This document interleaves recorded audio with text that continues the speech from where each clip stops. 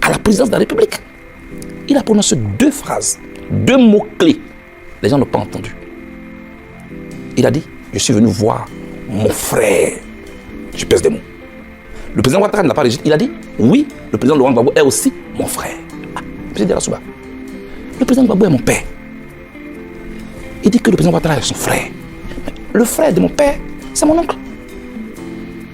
Si le président Ouattara est le frère du président Laurent Gbagbo, c'est que le président Ouattara est mon oncle. Alors, vous êtes de retour depuis 10 mois. Ni votre oncle, ni votre père ne vous ont reçu. Est-ce à dire que vous êtes le neveu et le fils rejetés? Non, pas du tout. Ce sont des personnalités occupées. Voilà, le président Ouattara, c'est le président de la République. Oui. C'est pas un camarade à moi. Oui, mais dans le cas du président Laurent Gbagbo, c'est quand même assez surprenant que 10 mois après, vous avez été quand même son on va dire, co-géolier.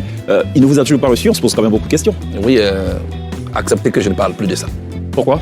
C'est ce que j'ai décidé, de ne pas en parler. Quel est le problème? C'est lui qui ne veut pas vous voir ou c'est son entourage qui en Non, c'est un problème de famille dont je ne vais pas parler sur une plateforme. C'est pas tout le pain comme mon soleil. Pourquoi? Pour éviter que ça déteigne, c'est ça? Non, et ces gens de période, il faut savoir les gérer pour ne pas dire un mot en plus ou poser un acte en plus. Parce que je sais que tôt ou tard, mon père et moi, on va se voir. Tôt ou tard. Ah oui, bien sûr. Afin Guessa m'avait dit la même chose au cours d'une interview.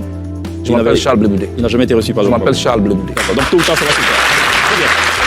J'aimerais quand même qu'on commente l'actualité politique aussi. Le RHGP qui sort des régionales et des municipales avec un score incroyable. Idem également pour les sénatoriales.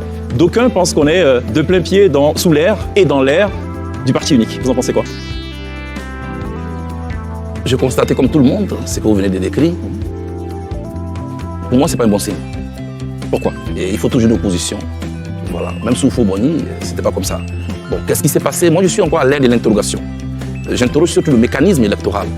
Et puis, je pense qu'on peut faire des choses autrement. Il y a un problème. Ah oui, vous l'avez dit plus d'une fois. Non. Moi, je suis content que beaucoup m'ont rejoint. J'étais le seul qui jusque-là a dit qu'il faut changer la commission électorale en Côte d'Ivoire. J'étais le seul à dire qu'il faut libérer cette commission de l'emprise des partis politiques. Que ce soit un parti politique au pouvoir ou de l'opposition, je me rends compte que tous les partis politiques en compétition sont au sein de l'organe qui est censé les départager. Moi, j'ai jamais vu ça. Hier, PSG a joué contre Marseille. Vous devinez l'arbitre de touche marseillais et l'arbitre central PSG. Mais ce match, il ne va jamais finir. La question qu'on se pose, c'est qui est neutre finalement dans ce pays? Il y en a. C'est pas tout le monde qui est politique.